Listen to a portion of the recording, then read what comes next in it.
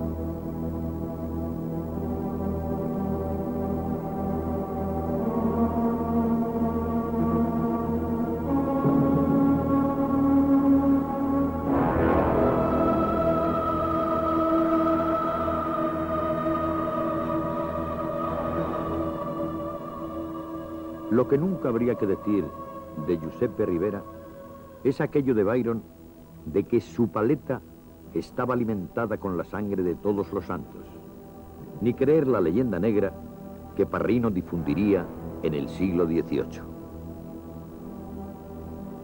Para aplastar la obra de Domenichino en aquella ciudad, hizo luego su manera más fuerte con los colores de Caravaggio, y tanto fue el éxito y honores que alcanzó que se convirtió en algo típico la figura de Bartolomés despedazados, Lorenzos asados, Estebanes lapidados, Ixiones en las ruedas, Ticios destrozados, Tántalos atormentados y operaciones trágicas similares, con las que dio fundamento a las bromas que se hacía en Nápoles.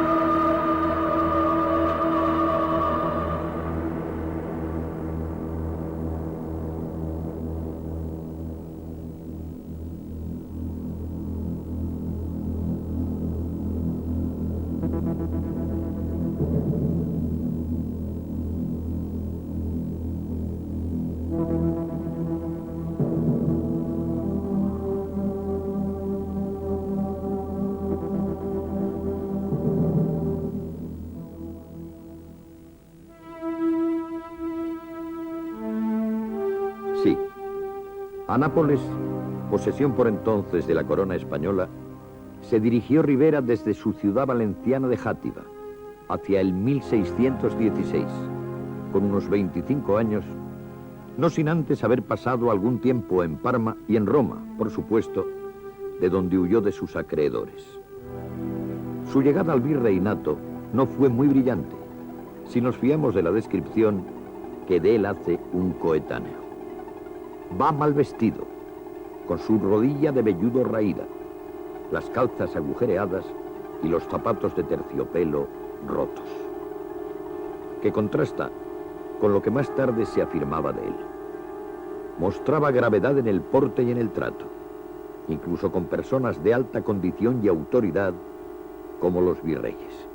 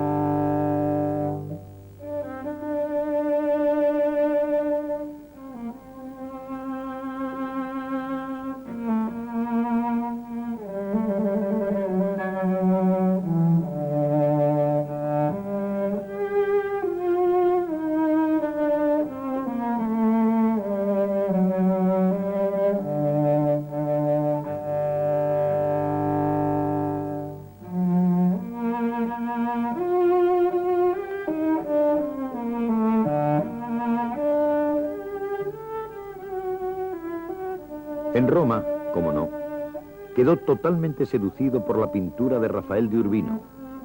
Pero el divino tenía demasiados seguidores que abrumaban el arte cortesano con un manierismo difícil ya de soportar.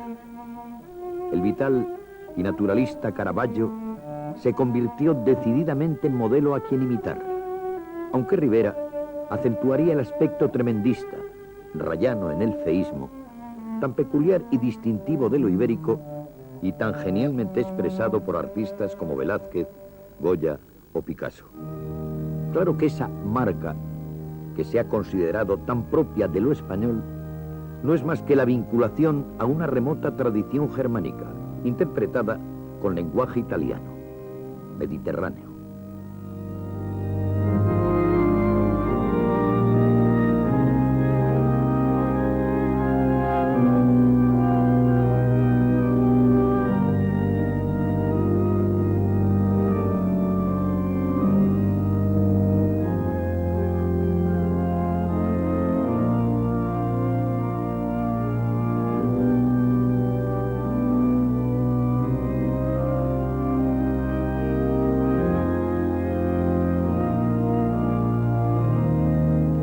Rivera, aun dentro del llamado tenebrismo, es de un espíritu mucho más cosmopolita que sus contemporáneos españoles. Zurbarán, por ejemplo, de formación meramente local, está impregnado de gravedad, de sosiego y hasta de un candor campesino y piadoso. Rivera se desmarca incluso de su maestro de juventud, el catalán Ribalta.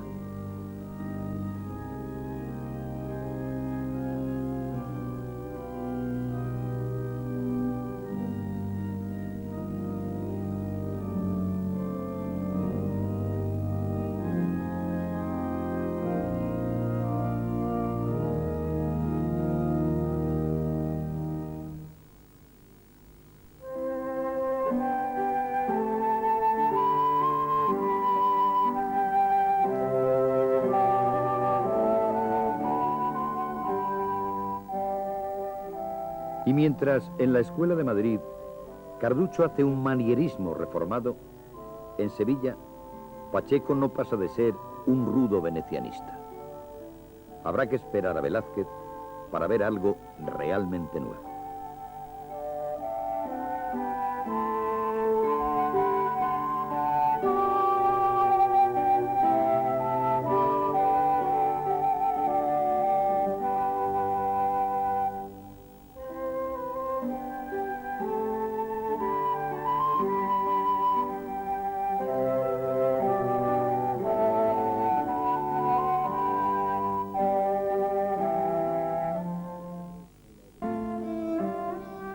La fecha de 1630 es clave en la evolución pictórica de Rivera. En ella tiene lugar el encuentro con Velázquez, 10 años menor que él, pero figura insustituible del barroco español y europeo. Los dos pintores coinciden en una fuerza especial para captar el espíritu de su época, la pasión, la tristeza, el escepticismo y no se sabe qué fatídica alegría de una España en decadencia, empeñada en imponer a la política europea un orden vertical, a partir del papado y el imperio, por los caminos de un belicismo a ultranza, por los caminos erráticos del favoritismo, la burocracia, la corrupción y la soberbia del antiguo esplendor. Esos tipos de la calle que Rivera, en consonancia con Velázquez, utiliza para representar a filósofos o fabulistas, corresponden más bien a la imagen del pícaro vagabundo que mantiene una lucha irónica y cruel por sobrevivir en una sociedad llena de prejuicios. No en vano, la literatura picaresca fue posible en España. El pícaro no es más ni menos que el personaje antagonista del caballero, del hidalgo empecinado ridículamente en su honor, en la apariencia hipócrita y falseada de su realidad.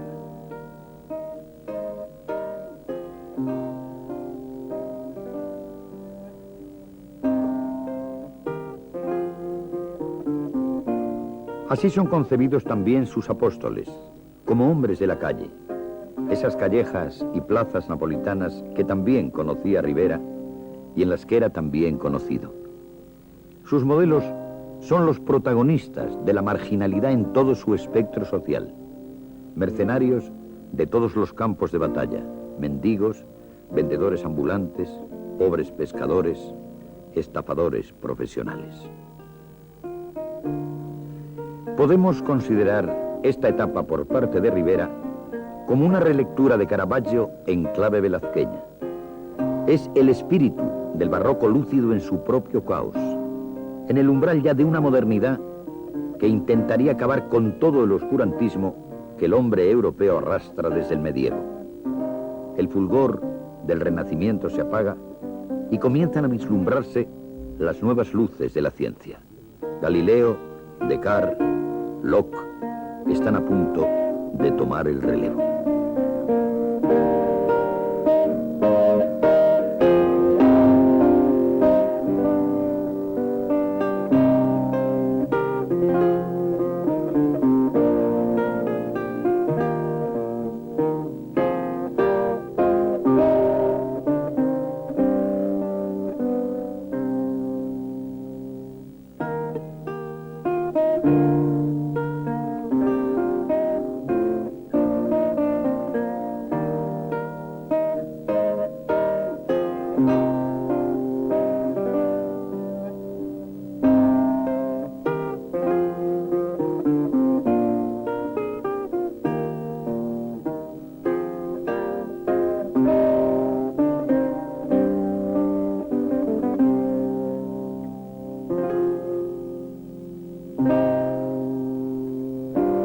Parece como que Rivera se esforzara por superar los límites de lo permisible, identificándose tanto con ese mundo de la marginalidad que hasta él mismo se toma posiblemente como modelo para pintar la figura de Santo Tomás.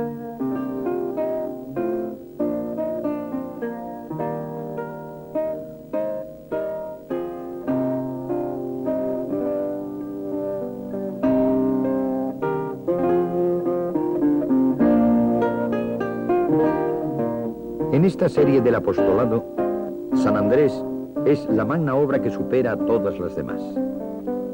Las posibilidades de la luz, utilizadas por Rivera y el análisis plástico del viejo pescador la configuran como una de sus obras maestras. Y, como superando la contradicción, el mismo Vaticano reconoce su genialidad y le nombra académico romano, además de otorgarle la Cruz de Caballero de Cristo, galardón máximo al que puede aspirar un artista.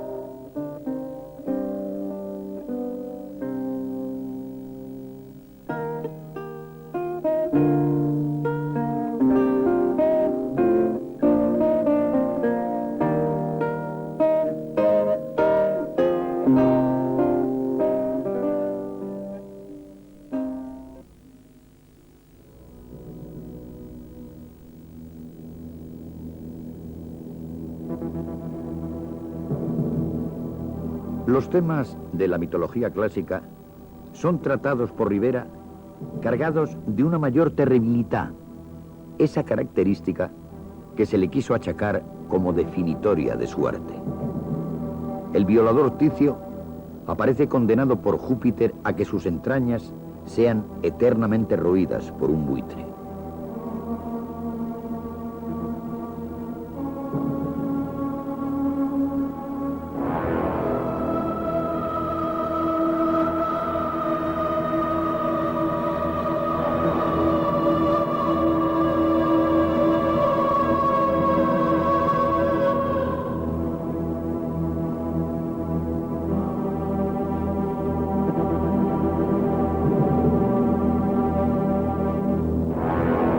Ixión, atado a la rueda ardiente, forman parte de una serie sobre las furias.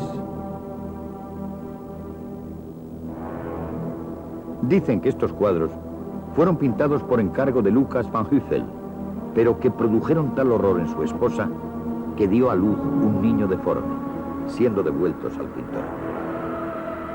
Esta anécdota debió de contribuir a la fama de sanguinario atribuida a Ribera, que luego los románticos se encargarían de exacerbar.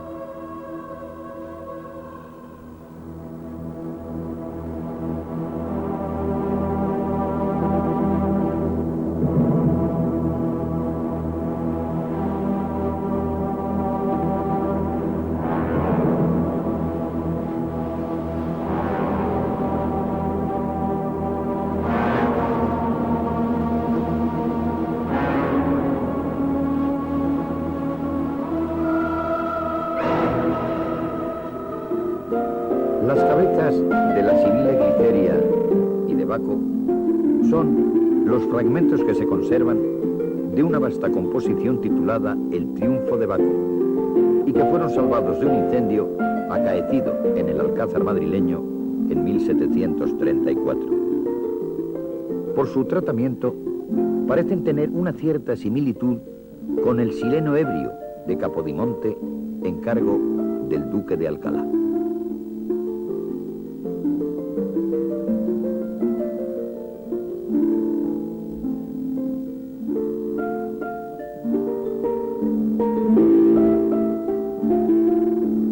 A medida que avanza la década de los 30, Ribera se va abriendo a la luz. Tal vez su amistad con Rubens o la influencia de la escuela veneciana, o más posiblemente aún la presencia en el sur de Italia de Van Dyck, hacen que el pintor valenciano expanda su mundo cromático hacia los colores tornasolados, el naranja o el amarillo.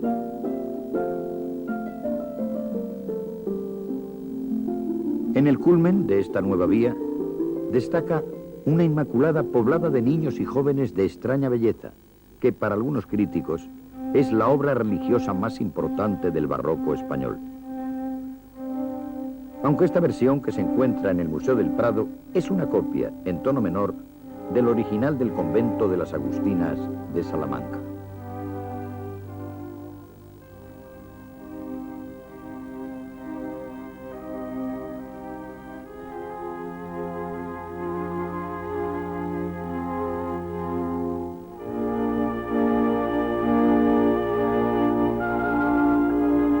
El combate de mujeres representa la romántica contienda ocurrida en Nápoles, en la que Isabella Carsi y Diambra de Petinella se enfrentan en duelo por el amor de Fabio Serrazola. En este cuadro, se ha querido ver la influencia de juventud en su admiración por Rafael y Correggio.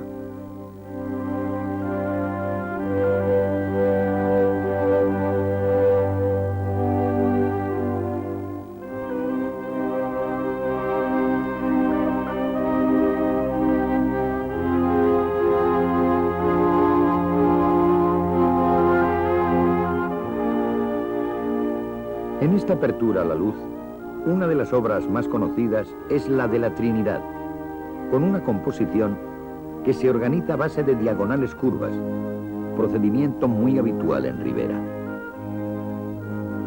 El esplendor de la parte superior del cuadro indica ciertas influencias de la escuela veneciana. Esta interpretación de la Trinidad, con Cristo muerto, tuvo sus intérpretes en el siglo anterior al de Ribera, intérpretes tan significativos como Miguel Ángel, Durero y el Greco, consiguiendo así una visión más humanizada del dogma.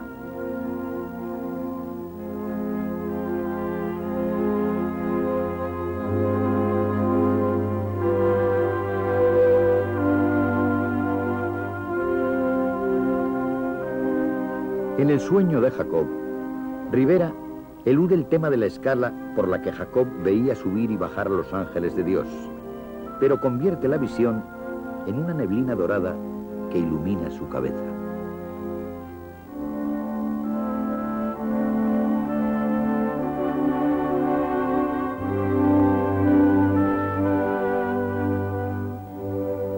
Y ya en el San Sebastián, Ribera tiene la capacidad de liberarse del tenebrismo con esta figura ya a plena luz y que pone de manifiesto las afinidades del pintor con la escuela de Bolonia en la búsqueda de la armonía y plenitud de la forma.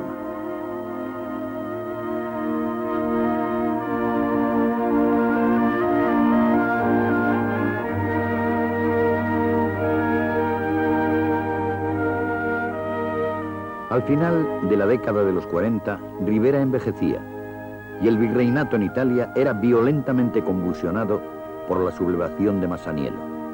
Esta circunstancia política afectó profundamente a Ribera, no solo por su condición de español, sino también por los escandalosos amoríos de su hija Ana Lucía con el infante Juan José de Austria, destinado al frente de las tropas españolas en Nápoles e hijo natural de Felipe IV y de una famosa actriz, María Calderón, más conocida como la Calderona. El tomar como modelo para la Magdalena a su propia hija tal vez signifique la sublimación de sus turbulentas relaciones. Este cúmulo de acontecimientos, unido a la parálisis de uno de sus brazos, supusieron un repliegue interior que revierte en una atmósfera de melancolía que se refleja en sus últimos cuadros. Todo un repertorio de ermitaños penitentes constituyen el canto de cisne del pintor valenciano. En ellos se acentúa de nuevo el tenebrismo caravallesco, su naturalismo rabioso y la vitalidad sorprendente de Ribera.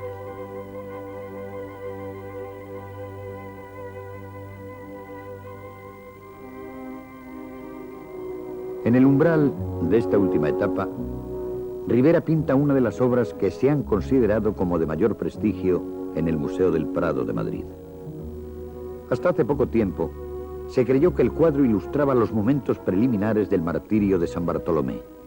Sin embargo, las investigaciones iconográficas realizadas por Darby han permitido reconocer que se trata del martirio de San Felipe, extraño tema dentro de los martirologios, aunque el tema real que vertebra toda la obra es el portentoso estudio del desnudo del mártir, en el que Giuseppe Ribera patentiza espléndidamente su dominio. El 3 de septiembre de 1652 muere en Nápoles el valenciano Ribera, no sin añorar su tierra natal, pero en Nápoles hasta el final, con las ideas muy claras al respecto, ya que al ser interrogado por Giuseppe Martínez en relación a esta decisión, Ribera responde tajante: queridísimo amigo, personalmente tendría muchos deseos, pero sobre la base de la experiencia de muchas personas bien informadas y veraces, me siento impedido de hacerlo por el hecho de que, si al primer año sería recibido como un gran pintor, al segundo nadie haría más caso de mí, porque viéndome personalmente, terminarían por no sentir más respeto por mí. Pienso que España es madre piadosa para los extranjeros y crudelísima madrastra para sus propios hijos. Por lo tanto, me quedo en esta ciudad donde reino muy bien acogido y estimado. Mis obras se pagan a mi plena satisfacción y puedo probar la justicia del proverbio que dice: quien se encuentra bien, no se mueva. Rivera no solo pervive entre nosotros por méritos propios de gran pintor, sino de gran maestro. De sus alumnos directos o indirectos, toda una pléyade de artistas destacaron en la historia pictórica de Italia. Los hermanos Francasano, Stangione, Guerchino y sobre todo Lucas Giordano son tributarios a su magisterio. De Francia no podemos olvidar a Vignon, Ribot, Bonnat e incluso Manet. En España, la pintura posterior no pudo olvidar al Rivera pintor o grabador. Desde Velázquez a Goya, pasando por Zurbarán, Cano, Murillo, Carreño o Claudio Coello, todos llevan la impronta del maestro indiscutible del gran barroco español y de la escuela napolitana.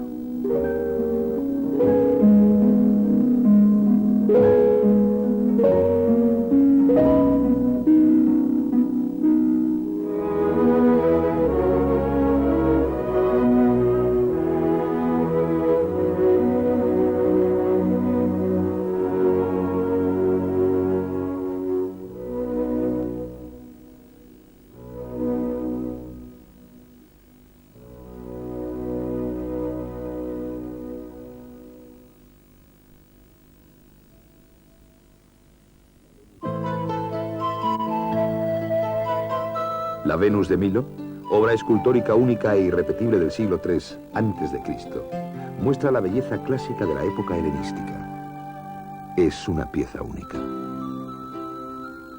Como Don Julián, el único puro que, gracias a su exclusiva funda Alufoil, protege y conserva el suave sabor de los mejores tabacos de Sumatra, mantiene el grado justo de humedad y frescor, permite llevarlo sin deteriorarse y tener el placer de ser el primero en tocarlo y encenderlo. Los puros Don Julián, por su cuidada elaboración y por su exclusiva funda protectora, son únicos. La colección Grandes Pintores del Museo del Prado es única. Como Don Julián. Puros Don Julián. Son únicos.